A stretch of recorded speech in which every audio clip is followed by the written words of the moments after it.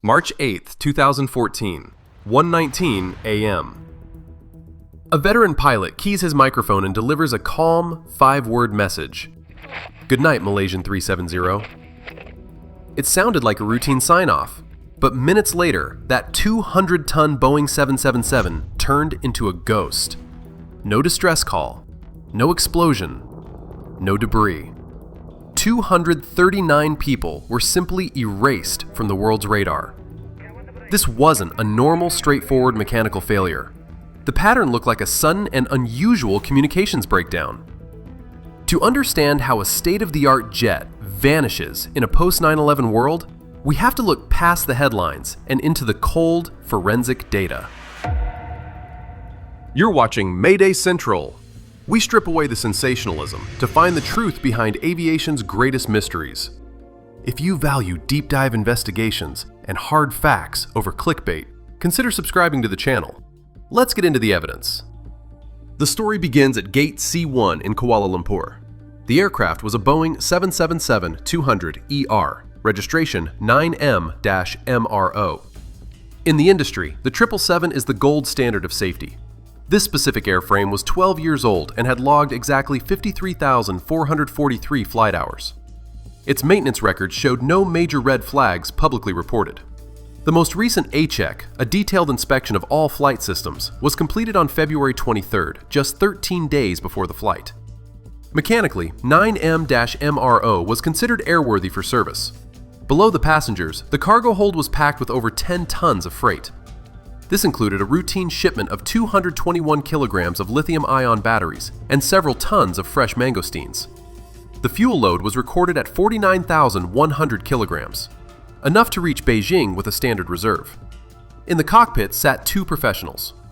Captain Zahari Ahmad Shah was a 53-year-old instructor with over 18,000 flight hours. Beside him was First Officer Farik Hamid. At 27, Farik was on his final transition flight. This was his last check ride before becoming a fully qualified 777 pilot. Shortly after midnight, the Rolls-Royce engines roared and MH370 lifted into the night. For the next 38 minutes, the flight was textbook. They climbed to 35,000 feet, gliding at a typical cruise speed for a Boeing 777. To the passengers on board, it was just another quiet red-eye flight. At 1:19 a.m., the plane approached IGARI, the invisible line over the South China Sea that separates Malaysian and Vietnamese airspace. This is the handover. It is the moment you say goodbye to one controller and hello to the next. ATC, Malaysian 370, contact Ho Chi Minh 120.9. Good night. Captain Zahari, good night, Malaysian 370. Those were the final words. As the plane crossed into Vietnam's jurisdiction, it entered a dead zone, the few minutes between radio frequencies. It was the perfect moment for someone who didn't want to be found. At around 1:21 a.m., the transponder stopped transmitting. This is the plane's digital ID card. Investigators have debated whether it was switched off or failed. The ACARS system, the plane's digital heartbeat, sent its last known report earlier at 1:07 a.m., and the next expected report did not arrive. To the ground, MH370 had vanished. But while the civilian world saw a crash, primary military radar caught something chilling. The plane hadn't fallen. It had executed a turn back toward Malaysia. It was being flown in a deliberate-looking way back toward the Malay Peninsula. The ghost flight had begun. While civilian controllers in Kuala Lumpur and Ho Chi Minh City were frantically calling a ghost, the aircraft was performing a series of maneuvers that defied every standard emergency protocol. At 1:21 a.m., Flight 370 didn't just lose its signal, it changed its mission. To understand what happened next, we have to look at the difference between secondary and primary radar. Secondary radar, the kind civilian controllers use, relies on the plane's transponder to talk back. When that transponder stopped transmitting, the plane became invisible to the civilian world. But primary radar, used by the military, doesn't need a plane's permission to see it. It works by bouncing radio waves off the metal hull of the aircraft.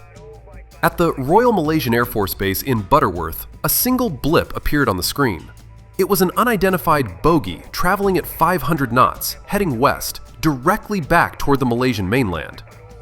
The plane didn't just drift. It executed a major turnback, flying toward a waypoint called VAMPI, skirting the edges of Thai and Malaysian airspace with intentional-looking navigation. This wasn't the behavior of a pilot in distress. This was the behavior of someone who knew exactly where the radar gaps were. This is the most controversial chapter of the MH370 story.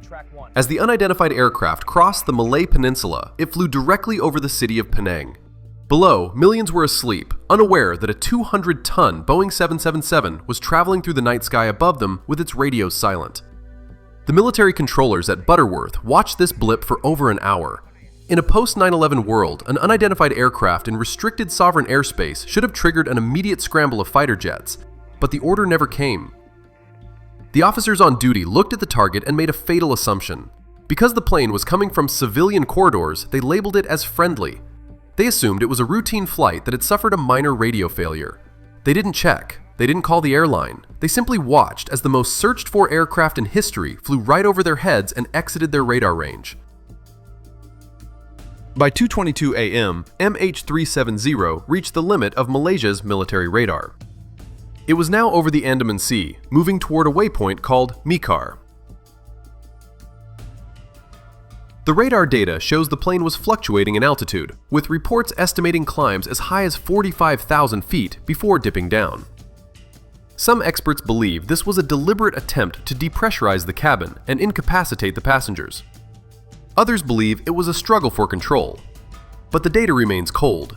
The plane was still powered, still stable, and still being flown by someone who knew how to navigate the invisible highways of the sky. At this point, the plane was truly gone. No more radar, no more radio, no more eyes. The world thought the mystery ended here, in the dark waters of the Malacca Strait. But they were looking at the wrong map. While the engines were silent to the world, they were still talking to a satellite 22,000 miles in space. And the data that satellite recorded would turn the entire investigation upside down. Within hours of the disappearance, the South China Sea became the site of one of the largest international search operations in history. It was a massive show of force. Dozens of ships and aircraft from many nations, including the United States, China, and Vietnam, converged on the IGARI waypoint. The U.S. Navy dispatched the USS Pinckney, an Arleigh Burke-class destroyer equipped with 2 MH-60R Seahawk helicopters used for search operations. For the first 72 hours, the world was operating under a single assumption. The plane had suffered a catastrophic failure at the point it vanished from radar. In Beijing, at the Lido Hotel, the families of the 153 Chinese passengers on board gathered around television screens. They were waiting for news of a crash site, a life raft, anything. But as the hours turned into days, the ocean remained stubbornly empty. The searchers found several oil slicks, but forensic testing quickly proved they were from cargo ships, not a Boeing 777. They found a yellow object that looked like a life raft, but it turned out to be moss-covered sea trash. While international teams were scouring the waters east of Malaysia, a quiet storm was brewing inside the Malaysian government. They knew something the rest of the world didn't. They had the primary military radar data we discussed earlier. They knew the plane had turned back. For 4 days, this information was not immediately shared publicly. The search continued in the South China Sea, even though the data suggested the plane was hundreds of miles away in the opposite direction. This delay didn't just waste millions of dollars, it reduced the chances of finding debris early while currents were still shifting. On March 12th, the search zone was finally officially expanded to the Strait of Malacca. The transition was jarring. It was an admission that the initial search had been a pursuit of shadows. The routine accident theory was dying. If the plane was in the Malacca Strait, it meant someone had intentionally flown it there. But even the Malacca Strait search would prove to be a dead end. The plane hadn't stopped there either. The investigation was failing. The families were losing hope. The media was spinning out of control with theories of black holes and alien abductions. The breakthrough didn't come from a ship or a plane. It came from a small office in London. Scientists at Inmarsat had been quietly auditing their satellite logs. They realized that while the radios were silent, the plane's satellite terminal had continued to send an hourly ping, a digital handshake, to a satellite 22,000 miles above the Indian Ocean. This data was about to rewrite the entire mystery. It would prove that MH370 hadn't crashed at 1:21 a.m. It had stayed in the air for more than 7 hours. And it was heading for a place where no one was looking, the isolated, freezing abyss of the southern Indian Ocean. To understand where the plane went, we have to understand the physics of those pings, and the math behind them is as chilling as it is precise. While the world's navies were chasing ghosts in the Malacca Strait, the only true evidence of MH370 was floating 22,000 miles above the Indian Ocean. A single satellite, owned by the British company Inmarsat, had been listening. Even though the transponder had stopped transmitting and the ACAR's reporting had ceased, one system was still communicating: the Satellite Data Unit, or SDU. Think of this as a digital phone that stays on as long as the plane has power. Every hour, the satellite sends a signal to the plane asking, "Are you still there?" And every hour, the plane's terminal automatically replies with a ping. This is what engineers call a handshake. It doesn't contain GPS coordinates. It doesn't contain altitude. It is a simple electronic yes. But to the mathematicians at Inmarsat, these pings became the keys to the kingdom. They pointed to a chilling reality. Flight 370 did not appear to crash at 1:21 a.m. Evidence suggested it stayed in the air for more than 7 hours. To turn these pings into a flight path, investigators used two methods of physics. The first was BTO, burst timing offset. Imagine standing in a canyon and shouting. The time it takes for your echo to return tells you exactly how far away the canyon wall is. BTO works the same way. By measuring the tiny time difference it took for the signal to travel, from the plane to the satellite and back, scientists could calculate the distance between the two. This created a series of concentric circles on the map, a series of arcs. We knew how far the plane was from the satellite, but we didn't know the direction. The plane could have gone north toward Kazakhstan or south toward Antarctica.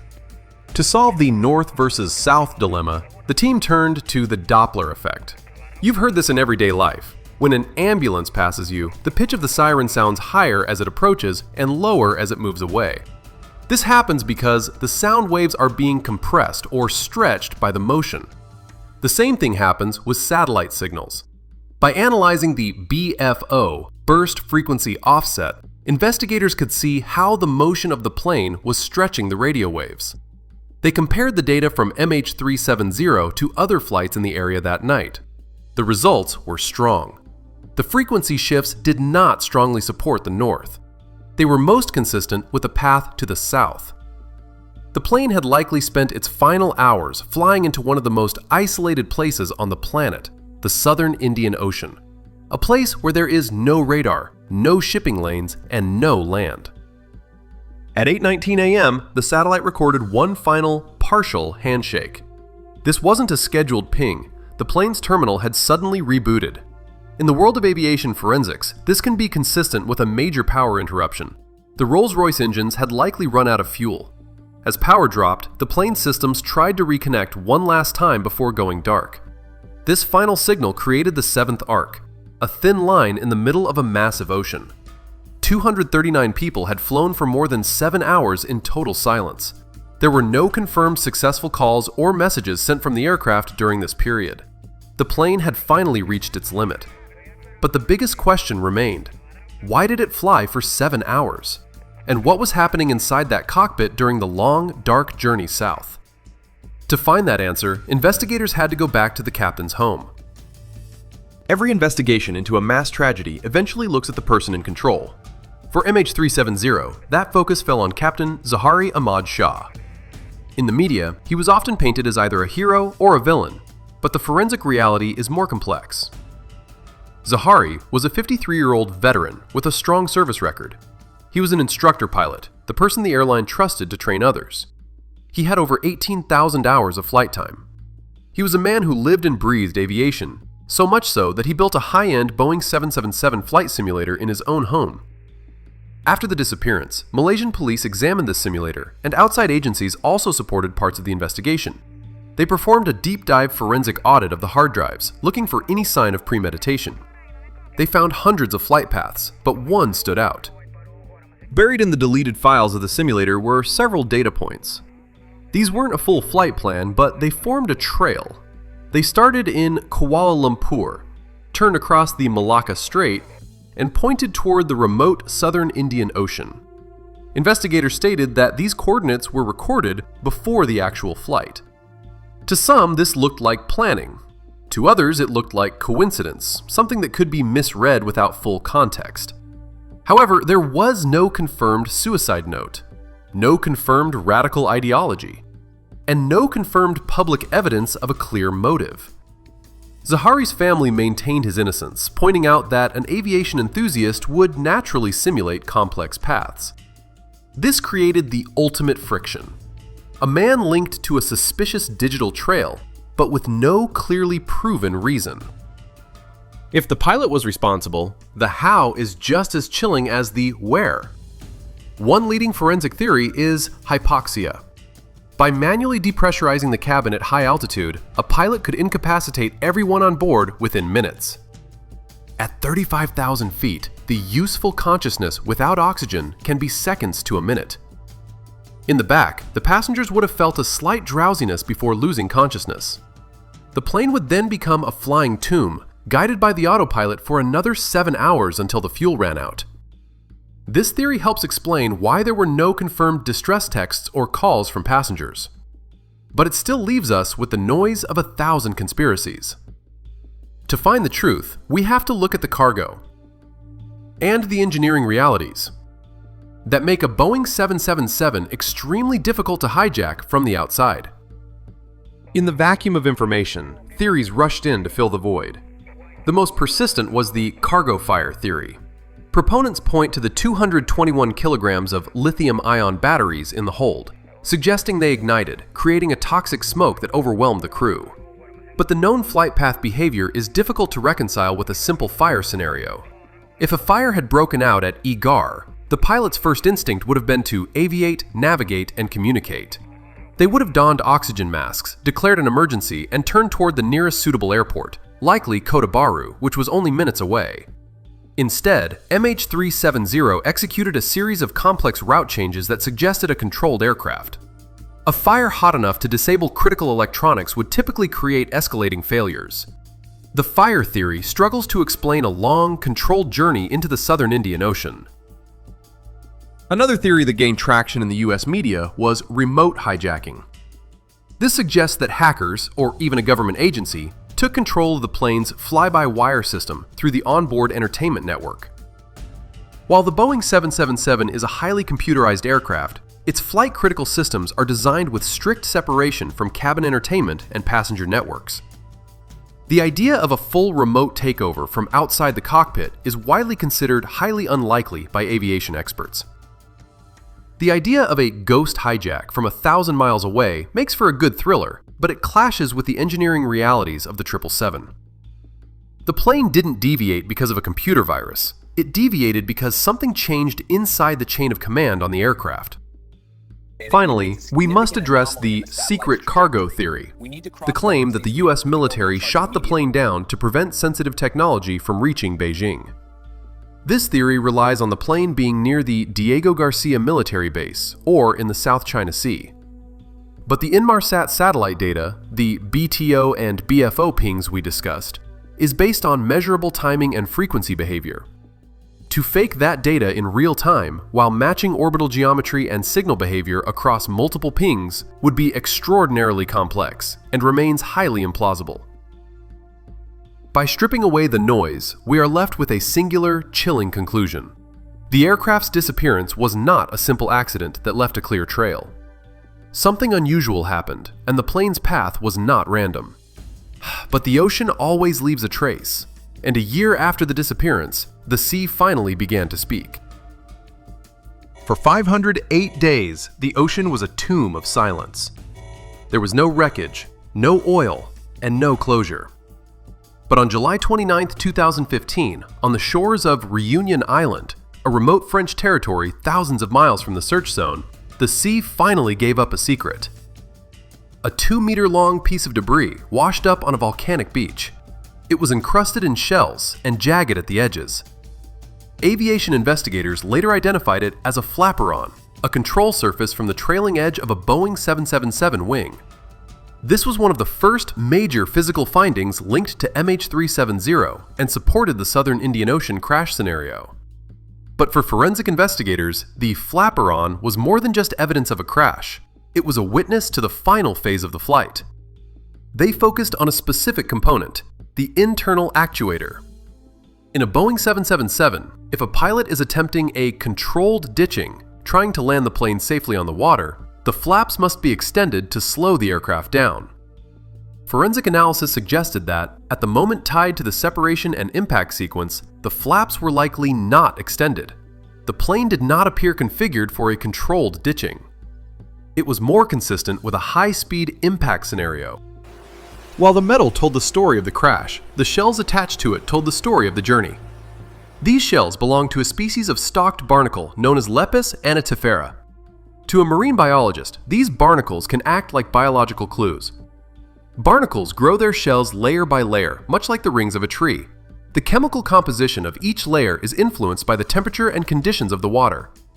By performing stable isotope analysis on the shells, scientists worked to estimate the water environments the debris had passed through. This biological evidence was consistent with drift models connected to the Southern Indian Ocean region identified by the Inmarsat data. The biology supported the physics. The plane's debris likely traveled across the Indian Ocean as the models predicted. Over the next few years, more pieces began to appear. A piece of the engine cowling in Mossel Bay, South Africa. A segment of the horizontal stabilizer in Mozambique. Each piece was analyzed for drift patterns. Using supercomputers, oceanographers at the CSIRO in Australia modeled the currents of the Indian Ocean. Their work showed that debris from the Southern Indian Ocean could drift west toward the coast of Africa. The physical evidence wasn't just random luck. It showed strong consistency with the drift and satellite-based search theories. The ocean had left a trail of breadcrumbs across thousands of miles. It showed that the search was in the right ocean, but the ocean was simply too vast.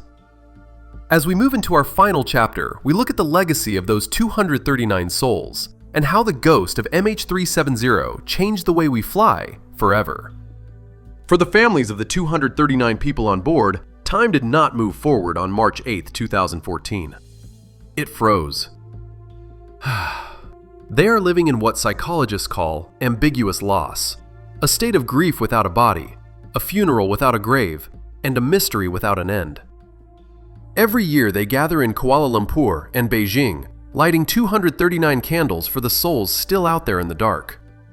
For them, the technical data, the BTO pings, the barnacle isotopes, the flap actuators, is cold comfort. They don't just want to know where the plane is, they want to know why their loved ones never came home. But the disappearance of 9M-MRO did more than just break hearts. It exposed a terrifying flaw in our global infrastructure. In a world where we can track a stolen smartphone across a city, we had lost a 200-ton aircraft across an ocean. This failure forced the aviation industry into major transformation. Because of MH370, the black holes of the world's oceans are being closed. The International Civil Aviation Organization, ICAO, fast-tracked the Global Aeronautical Distress and Safety System, or GADSS. Today, many aircraft operators follow improved tracking standards, including more frequent position reporting and systems designed to increase tracking rates during abnormal or distress scenarios. Furthermore, improvements to underwater locator beacon duration and recovery practices have been widely discussed and adopted in many parts of the industry. The world has been working towards stronger tracking and faster recovery, so no plane can ever truly become a ghost again. Somewhere, 4 miles beneath the crushing pressure of the Southern Indian Ocean, lies the final truth. The black boxes of MH370 are tucked away in the deep silt of the ocean floor. Their batteries are dead, and their beacons are silent, but the data inside remains. It is a time capsule of the final seconds.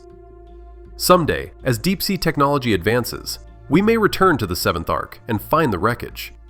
But until then, MH370 remains a haunting reminder of the limits of our control. It was not a glitch, a conspiracy, or an alien abduction. It was a human story written in the language of physics and silence. We remember the 239 souls who are still out there, flying in the endless night. At MayDay Central, we believe that as long as we keep looking for the truth, they are never truly lost. If you've followed this investigation to the end, thank you for your time. For more fact-based forensic deep dives, subscribe to the channel and join our community of truth seekers.